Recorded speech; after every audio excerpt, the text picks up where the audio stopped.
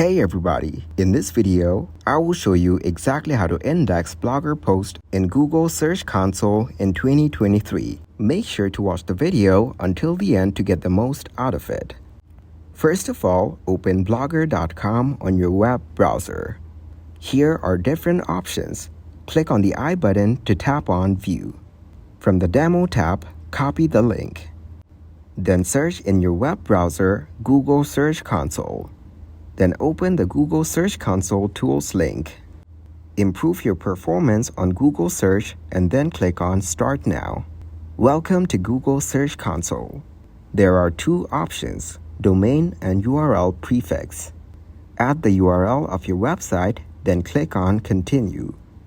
Click on the URL prefix for only URLs under the entered address. Paste the link and click on Continue.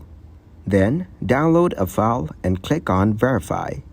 Verification may take a few seconds. Ownership verification failed. Click on OK. From Recent Download History, click on the Google tab. Then copy the Google site verification link.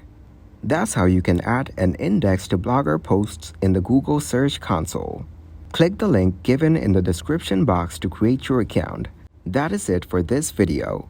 Please leave a like and subscribe to the channel for more tutorials like this.